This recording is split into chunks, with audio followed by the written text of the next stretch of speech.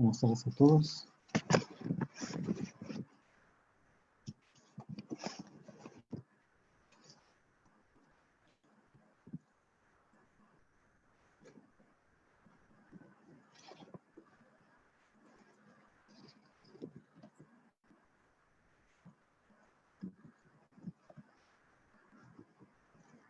Vamos a dar espacio de que se conecten más personas, por favor.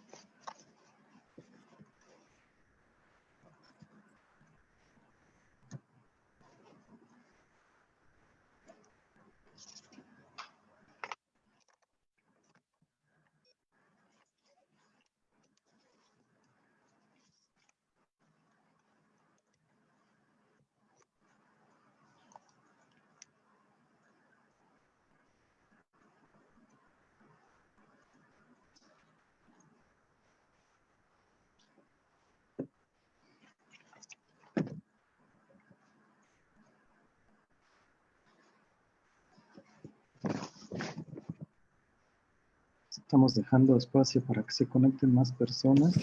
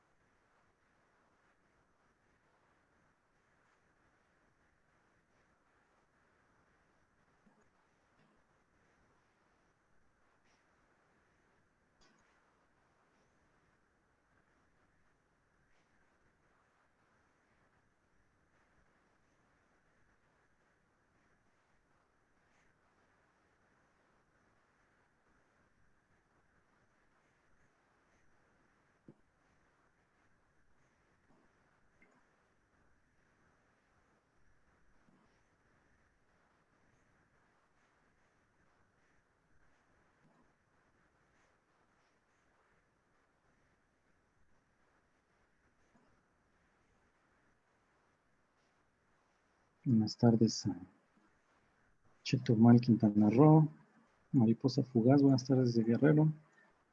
En unos momentos vamos a iniciar. Marta Luna, gracias por estar visualizando esta conferencia. Fabiola Ramírez, muchas gracias por estar presente.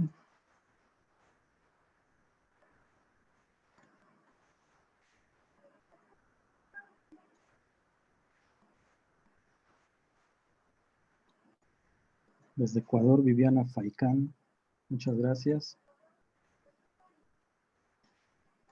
Desde Guatemala,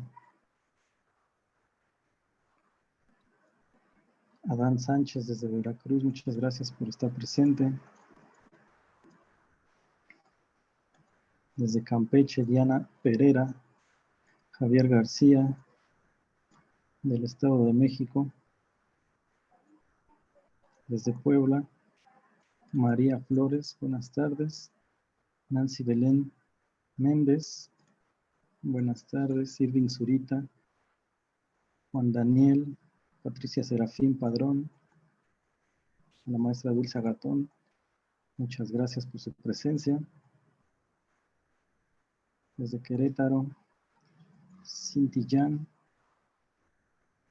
Elizabeth Álvarez, Ángel DM, José Silverio desde Campeche, buenas tardes.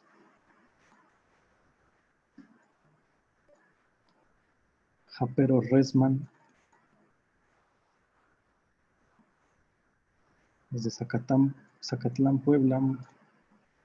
Lourdes Ruiz, a Virgilio Garduño, buenas tardes. Estrella Solorio, desde Acapulco. Buenas tardes a todos y gracias por estar visualizando. Eloy Vázquez Nicolás, Víctor Cruz, desde Aguascalientes, desde Oaxaca. Patricia Serafín, muchas gracias por compartir.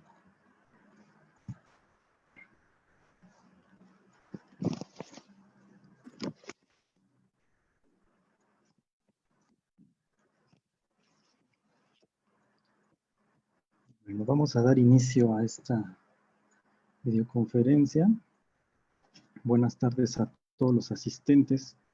Agradezco primeramente al maestro Eric Vázquez Cruz la invitación a este seminario de actualización en materia de justicia para adolescentes, en el cual ya se han abordado a lo largo de esta semana temas de gran relevancia con relación al tema que nos ocupa. Me ha tocado hablar sobre el proceso especializado de nuestra materia. Un proceso un tanto desconocido por los abogados, a virtud de que en ciertas ocasiones se le da prioridad a la justicia para adultos. Tal vez sea por la carga de trabajo o porque se piensa que los asuntos de adolescentes no son tan relevantes para el sistema jurídico, sea por desconocimiento o por cualquier otra circunstancia. Para aquellos que piensan así, habrá que recordarles que la justicia para adolescentes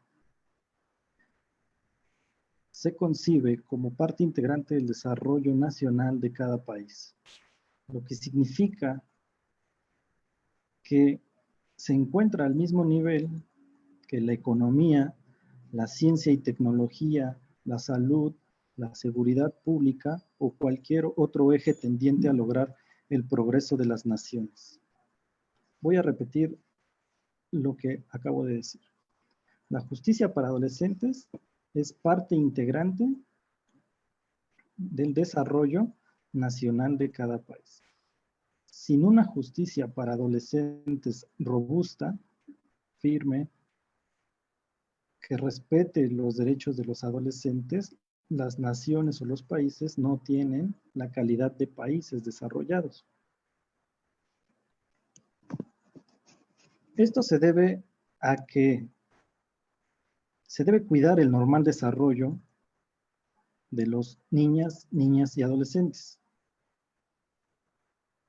a virtud de que ellos son el futuro de los países y las naciones. Por eso se considera como parte integrante del desarrollo nacional de cada país. Las niñas, niños y adolescentes son el futuro de los países. Por eso hay que protegérselos. Ahora bien, si nos preguntamos por qué a un niño, a una niña o un adolescente que asesina, que viola, que secuestra, que extorsiona, se le imponen penas menores que a las de los adultos, pues es precisamente a virtud de su desarrollo biopsicosocial.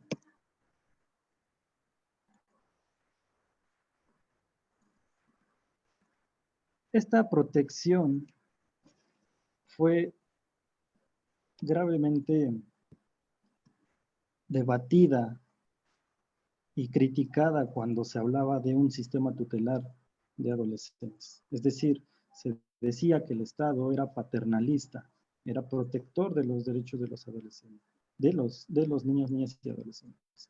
Y eso llevaba a cometer graves violaciones a sus derechos. El que un Estado sea paternalista lleva a violaciones a los derechos de los adolescentes. Por lo que se desarrolló una teoría llamada garantista que iba enfocada a la protección de los derechos de los adolescentes. Sin embargo, al decir que el Estado no debía ser proteccionista, caían en un error estas personas que se denominaban garantistas, porque incluso la Ley Nacional del Sistema Integral de Justicia para Adolescentes, en su artículo 13, señala que se deberán proteger, ¿no?, a los niños, niñas y adolescentes. Es decir, el Estado nunca ha dejado de ser proteccionista con los niños, niñas y adolescentes. ¿Por qué? Porque se les debe proteger precisamente al ser un grupo vulnerable y al ser el futuro de los países. Por eso el tutelarismo, como ellos lo han criticado, siempre ha existido esta protección, ¿no?, incluso en este sistema al que denominan garantista. A virtud de lo que el tutelarismo y el garantismo nunca han estado en choque, en disputa, en discusión. Estas dos corrientes teóricas no chocan entre sí, ni una es mejor que otra. Sí, el tutelarismo sí cometía graves violaciones a los derechos de los adolescentes, pero el Estado debe ser proteccionista de los adolescentes, de los niños, niñas y adolescentes. No hay otra forma de verlo. Incluso la actual ley así lo establece en su artículo 13, que debe ser proteccionista de los niños, niñas y adolescentes. De esta manera, el proceso de justicia para adolescentes encuentra sustento teórico en la teoría general del proceso. Esto es, cuenta con instituciones inherentes a todos los procesos, que se aplican a todos los procesos jurídicos, pero también tiene instituciones propias en la materia de adolescentes. Estas instituciones que forman parte de la teoría general del proceso son aplicables a todos. Es decir, el proceso implica un litigio, una litis, un enfrentamiento, una disputa, una discusión. Eso es aplicable a la materia de adolescentes. En Francesco Carneluti se refiere el proceso como un conflicto de intereses calificado por la pretensión de uno de los interesados y por la resistencia del otro. Pretensión que bien puede ser establecida por el Ministerio Público, por la víctima o por el asesor jurídico, que tienen una pretensión de algo, de hacer responsable al imputado, y por la resistencia del imputado y del defensor. Es decir, este conflicto de intereses es aplicable a la materia de justicia para adolescentes.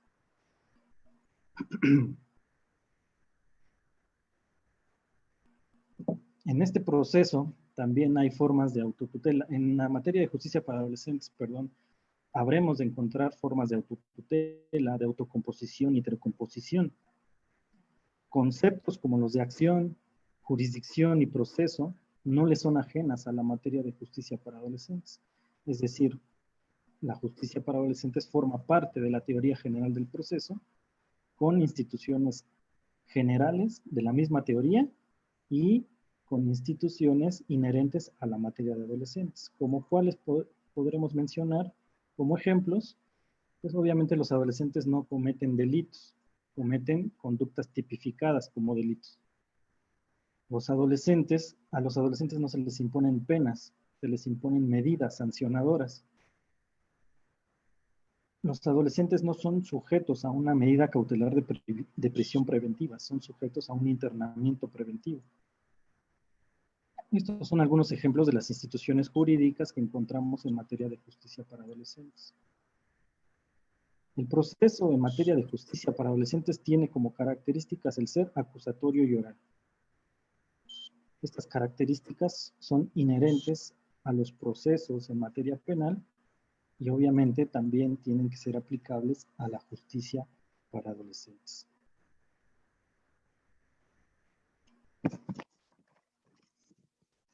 Cabe precisar que nuestra materia no ha tenido un desarrollo teórico jurídico ideal, en mucho por su dependencia histórica al derecho penal, de la que ya se ha desprendido científicamente. Hay que recordar que antes la materia de adolescentes estaba contenida en los códigos penales de las entidades y el federal. De ahí estaba contemplada la justicia para adolescentes. Después de que se hizo toda esta reforma científica y práctica a la justicia de adolescentes, bueno, se desprendió totalmente del derecho penal para crear su propia legislación. No obstante ello, no se ha comprendido del todo su naturaleza jurídica y su lugar dentro de las ciencias penales, aunado que se le sigue denominando justicia penal, lo que ha repercutido en ligar instituciones o figuras jurídicas creadas para los adultos en el proceso para adolescentes, bajo una supuesta supletoriedad o complementariedad. Y la Ley Nacional del Sistema Integral de Justicia para Adolescentes establece en su artículo 10 que solo en lo no previsto por esta ley deberán aplicarse supletoriamente las leyes penales, el Código Nacional, la Ley de Mecanismos Alternativos de Solución de Controversias, la Ley Nacional de Ejecución Penal y la Ley General de Víctimas. Pero todas estas leyes que está mencionando la Ley Nacional de Adolescentes son o fueron creadas para los adultos, no para los adolescentes. Entonces el legislador dice, todo lo que no se encuentre previsto deberá aplicarse las leyes que fueron creadas para los adultos. Entonces, ¿cuál autonomía? ¿No? Y todo esto crea problemas de interpretación y de aplicación práctica. Ejemplo de ello, tenemos, por ejemplo, en materia dogmática, el catálogo de delitos contenidos en el Código Penal y en las leyes penales especiales fueron creados para los adultos. Tan es así que no todas las conductas descritas en esos códigos y en esas leyes especiales pueden ser cometidas por los adolescentes, por lo que debe pugnarse por el desarrollo de un catálogo propio de conductas ilícitas para nuestra materia. En materia procedimental, la ley de nuestra materia remite constantemente a las reglas contenidas en el Código Nacional de Procedimientos Penales, pero como se mencionó, es una legislación creada para las personas adultas con un procedimiento distinto, por lo que en la práctica dicha remisión genera problemas de aplicación e interpretación al no establecerse de manera precisa el procedimiento especializado para adolescentes.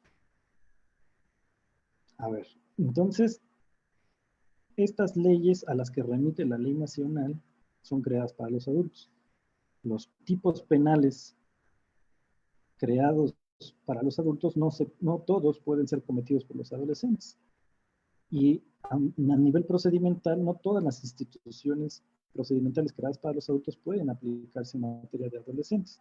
Sin embargo, esta remisión que hace el legislador a normatividad para los adultos genera problemas de aplicación e interpretación al no establecerse de manera precisa el procedimiento especializado para adolescentes.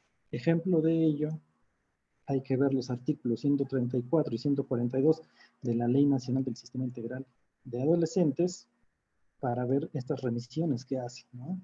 La etapa intermedia y la etapa de juicio oral se remite directamente al Código Nacional de Procedimientos Penales, ¿no? Entonces todas las reglas que están ahí tienen que aplicarse a la justicia para adolescentes, lo cual en algunas ocasiones no se puede a nivel práctico.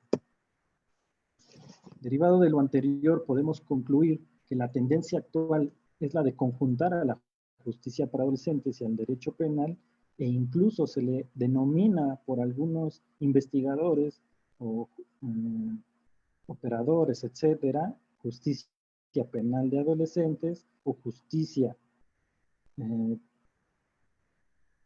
penal modalizada, justicia penal de adolescentes o justicia penal juvenil, haciendo remisión a principios y reglas sustantivas, procedimentales creadas para los adultos, lo cual no tiene fundamento metodológico alguno, lo que provoca imprecisión teórica y práctica.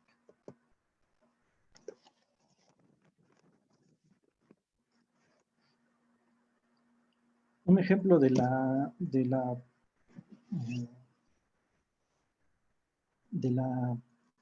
imprecisión teórica y práctica es el procedimiento abreviado, que algunos los jueces lo aplican, otros jueces no, y nadie se pone de acuerdo, luego lo apelan, los magistrados a veces no saben si negarlo o aceptar el procedimiento abreviado, y esto se va hasta el amparo, etcétera.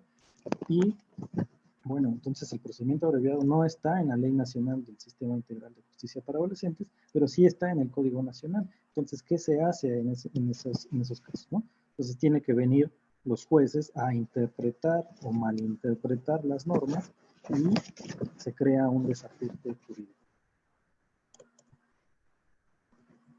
Por otro lado, los pocos investigadores que existen en la materia no están interesados en generar conocimientos novedosos, sino que se limitan a repetir lo que se encuentra en la legislación nacional e internacional.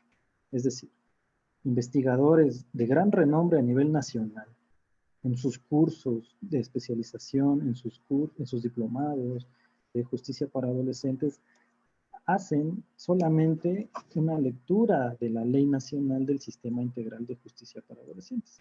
Lamentablemente, no es posible confiar en una ley nacional que entre su debate y su publicación en el Diario Oficial de la Federación transcurrió únicamente un día. Es decir, es de las llamadas fast track. Se debatió el 15 de junio de 2016 y se publicó al siguiente día, que fue la fecha fatal para la entrada en vigor del sistema acusatorio a nivel nacional. Esto es el 16 de junio del 2016. Entonces, voy a repetir esta parte porque es importante. La ley nacional que tenemos actual se debatió el 15 de junio y se publicó el siguiente día. Los legisladores solamente tuvieron un día de debate porque les surgía publicarla porque al siguiente día ya se iba a implementar a nivel nacional el sistema acusatorio, fecha fatal. ¿Sí? Entonces es una ley que si en un día se debatió y después se publicó al siguiente día, pues que vamos a encontrar una serie de imprecisiones, ¿no? Copia, pega del Código Nacional a la ley. Obviamente, como dije, el Código Nacional es una normatividad creada para los adultos y que se quiere ajustar a la de adolescentes. Por lo tanto, estos problemas prácticos de aplicación e interpretación de la ley nacional obviamente van a estar presentes.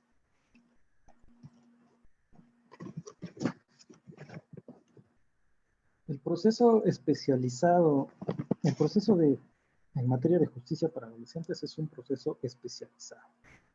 La especialización se refiere a que todas las autoridades, instituciones, órganos, deben de tener conocimientos interdisciplinarios relacionados con niños, niñas y adolescentes.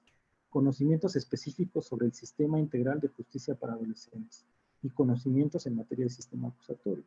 Todas las autoridades, jueces, magistrados, ministerios públicos, policías, defensa pública, defensa privada, deben, ¿no? Obviamente las instituciones, los centros de reclusión para adolescentes, deben de tener conocimientos interdisciplinarios con relación a las niñas y adolescentes. Sobre el mismo sistema, deben de conocer el mismo sistema y además el sistema acusatorio, lo cual lo vemos en los artículos 24, 23, 41 y 64 de la Ley Nacional. El sistema integral, el sistema de adolescentes, tiene diferentes órganos que deben de estar especializados, como ya lo afirmamos: el Ministerio Público, los órganos jurisdiccionales, jueces, magistrados, la defensa pública y privada, el facilitador de los mecanismos alternativos, la autoridad administrativa, que es en este caso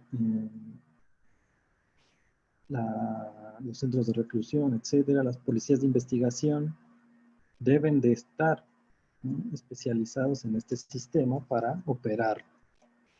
Aquí en este apartado vemos que no se encuentra, por ejemplo, el asesor jurídico.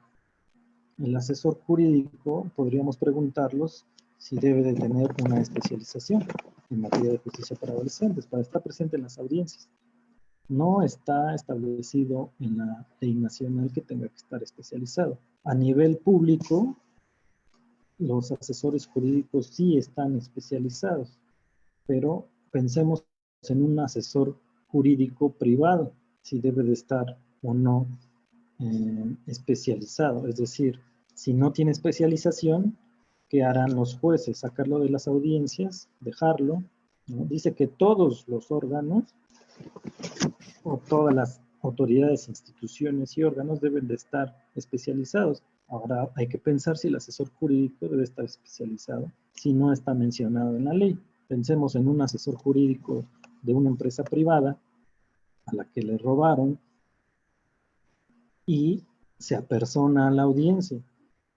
No, no va a tener especialización en justicia para adolescentes. ¿Por qué? Porque normalmente las empresas contratan abogados administrativos, etcétera, abogados que se encargan de la administración de la empresa, de los asuntos legales, pero no piensan que un adolescente va a entrar a robarles, ¿verdad? Entonces, no van a tener esa especialización. Sin embargo, la ley nacional no hace alusión a estos asesores jurídicos, pero en algunas audiencias ha pasado que no dejan entrar al asesor jurídico privado y le asignan de oficio al asesor jurídico público porque a su parecer de los jueces, pues obviamente sí está especializado, pero la ley no lo establece de esa manera.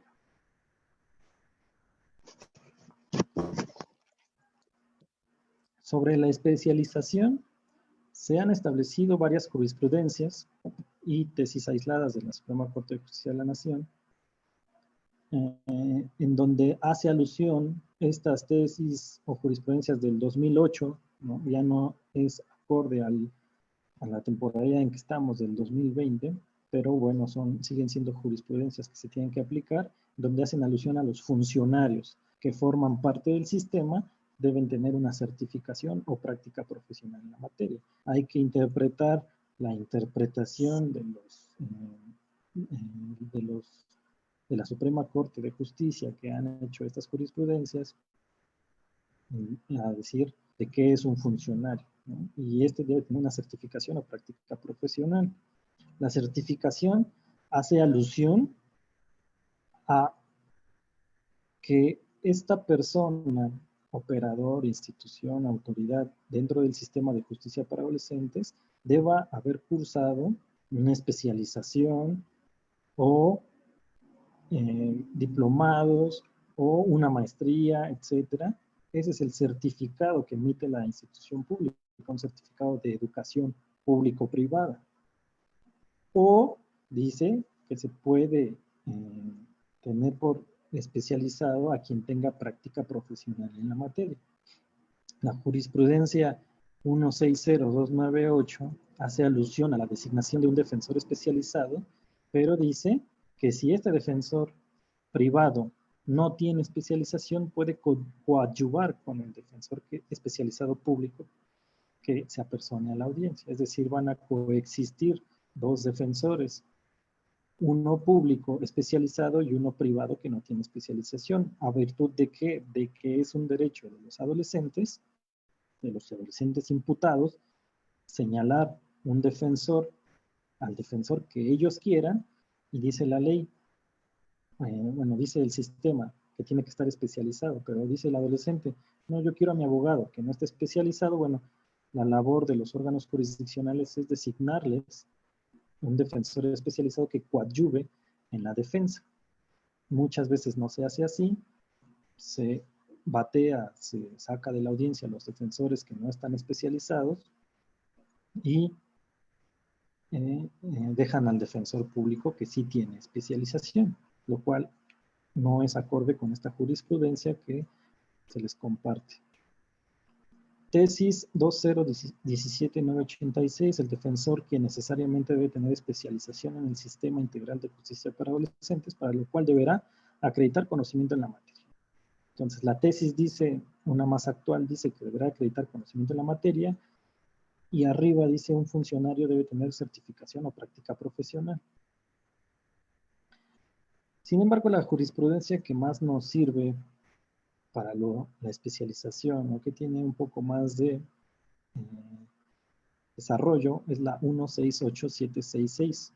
El funcionario, otra vez remite o hace alusión a un funcionario, debe tener capacitación o instrucción multidisciplinaria sobre el sistema de procuración e impartición de justicia.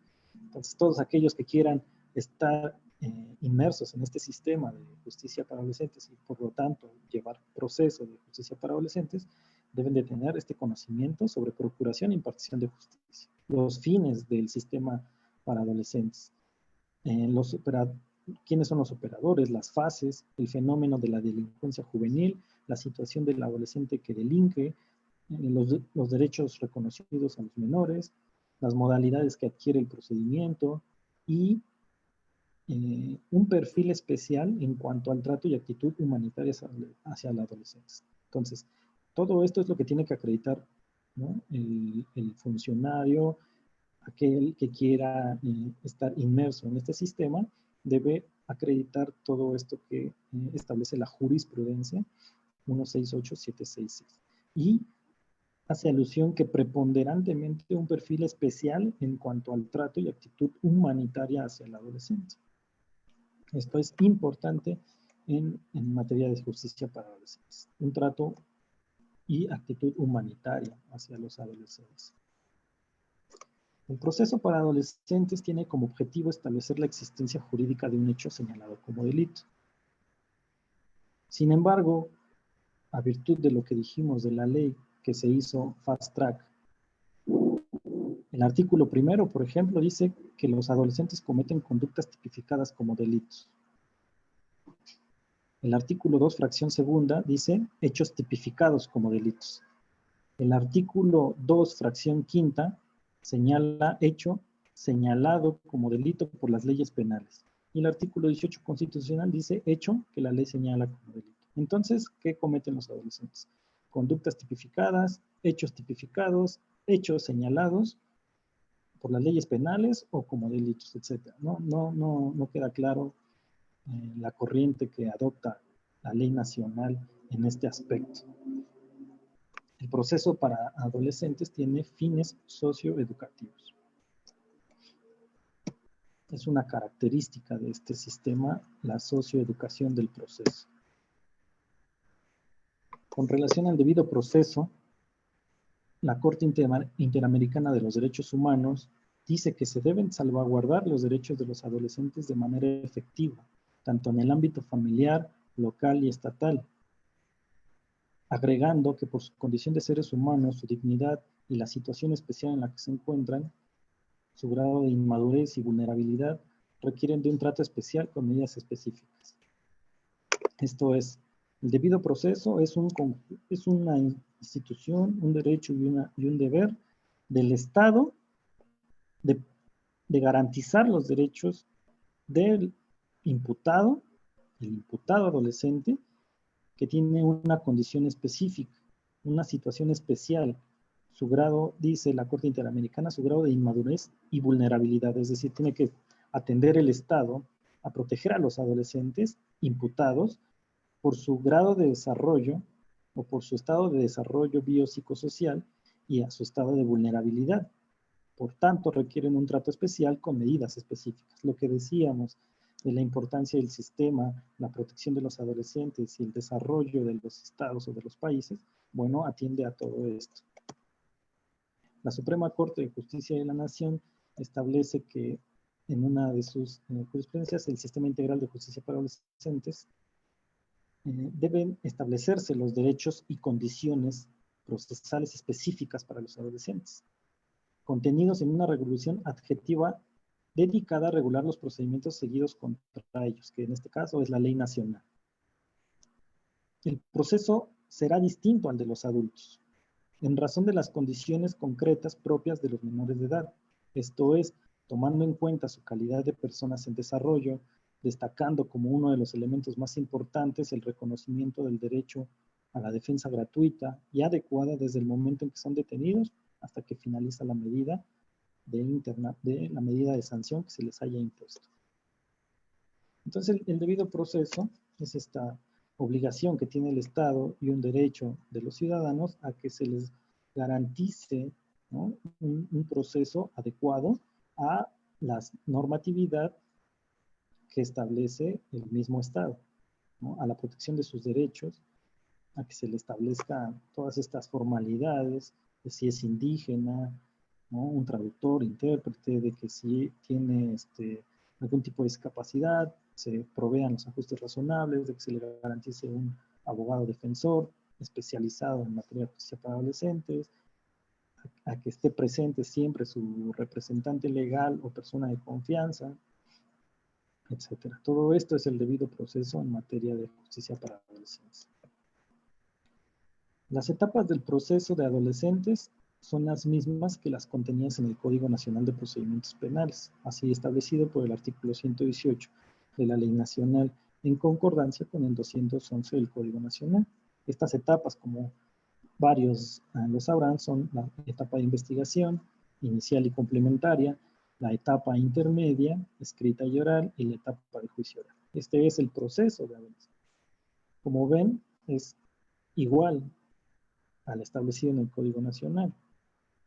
¿Qué es lo que diferencia al proceso de adolescentes, de adultos, lejos de los términos, etcétera? Precisamente son los principios que rigen la materia de adolescentes.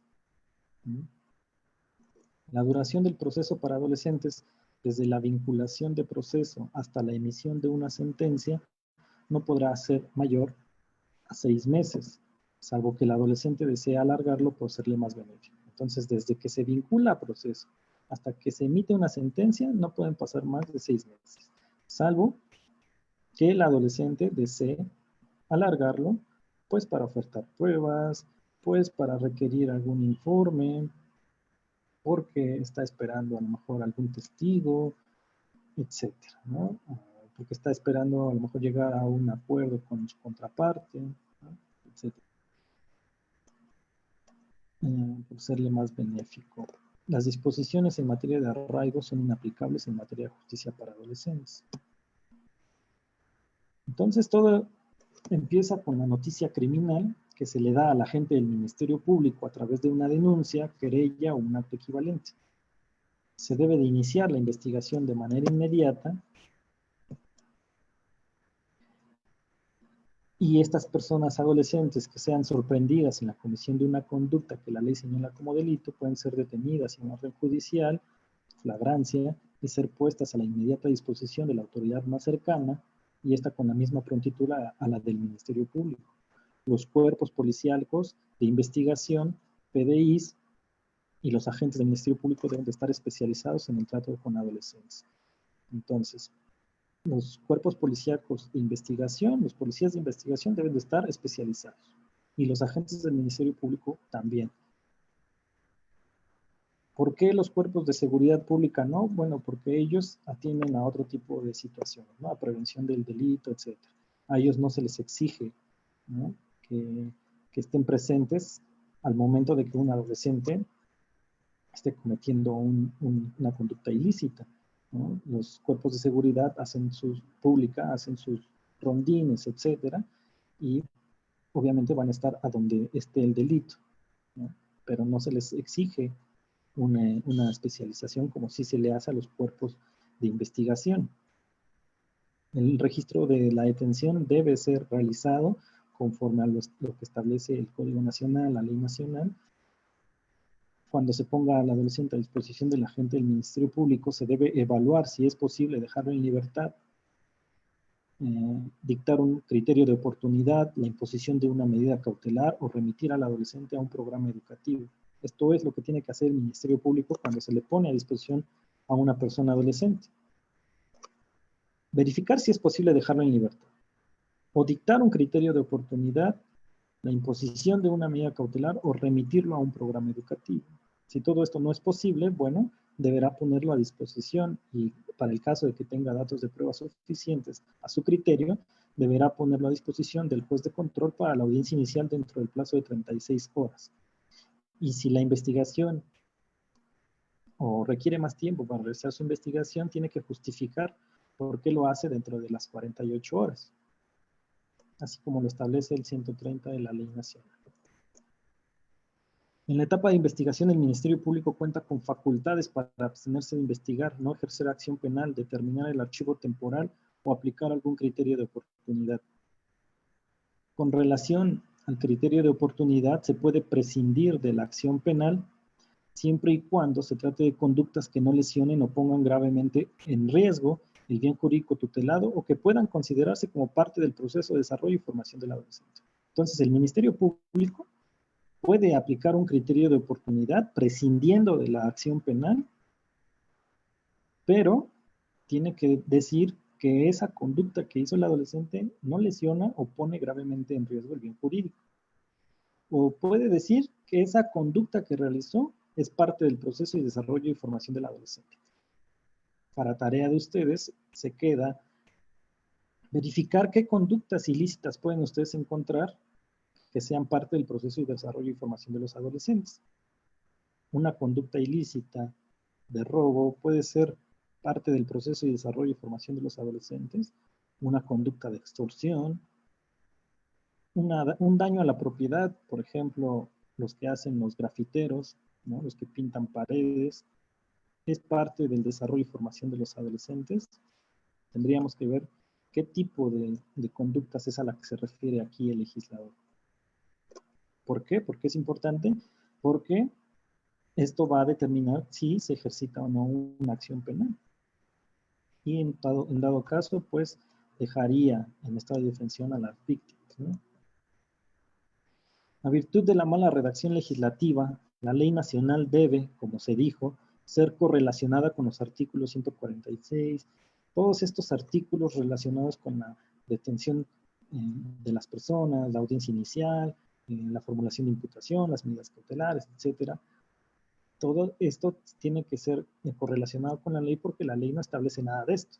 La ley nada más te dice, vete a leer los artículos del Código Nacional y son los mismos que vas a aplicar acá a la justicia para adolescentes.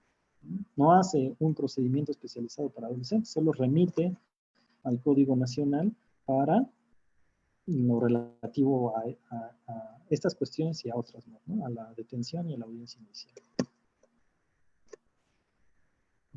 Bueno,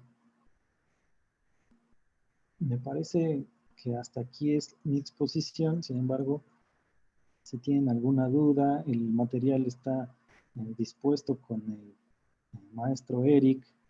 Se los voy a mandar o lo ponemos aquí público para que ustedes lo tengan presente. Les agradezco mucho que estuvieran escuchando. Si tienen alguna duda, me la pueden hacer llegar a mí o al maestro Eric. Con todo gusto se las contestamos.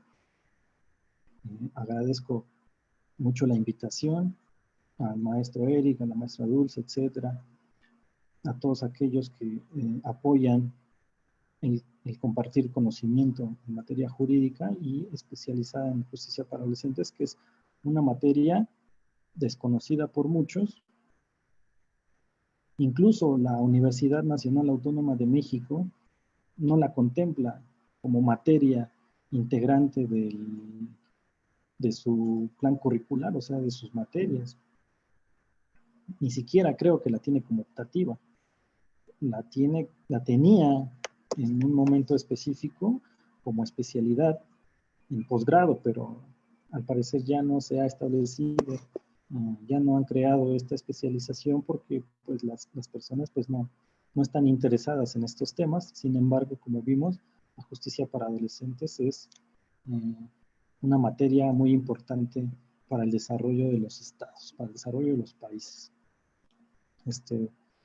Pues si no hay ninguna pregunta, si todo estuvo claro, pues vamos a dar por concluida la clase.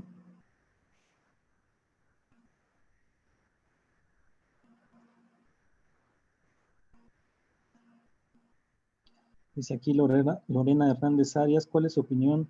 ¿Debe o no estar especializado el asesor jurídico particular? Para mí no tiene que estar especializado, no se le puede exigir por no estar contemplado en la ley. A veces los jueces lo fundamentan en que en las jurisprudencias estas de que todo órgano, toda institución, todo aquel que quiera entrar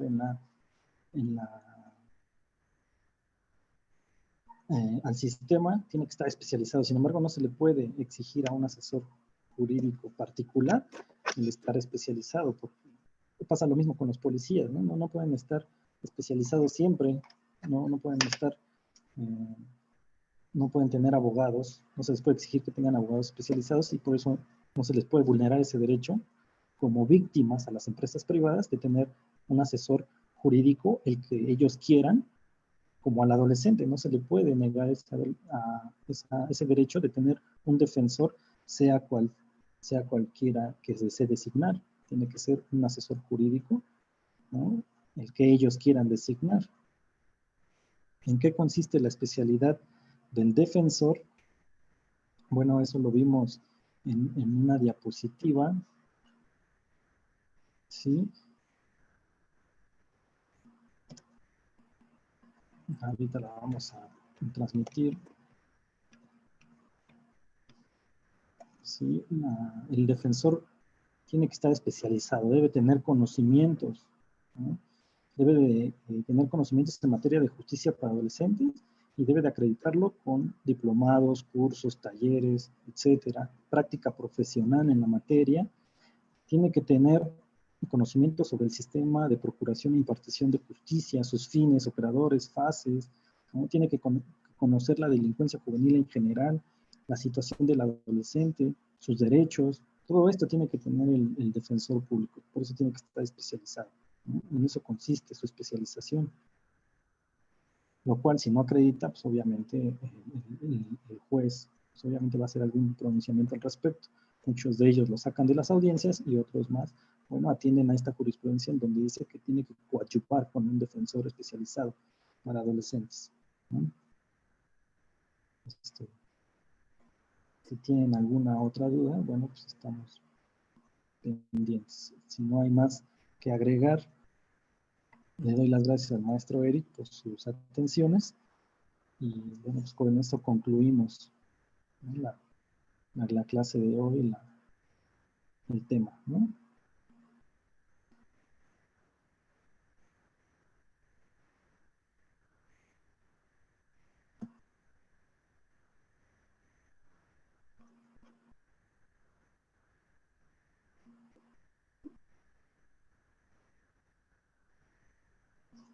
Bueno, muchísimas gracias.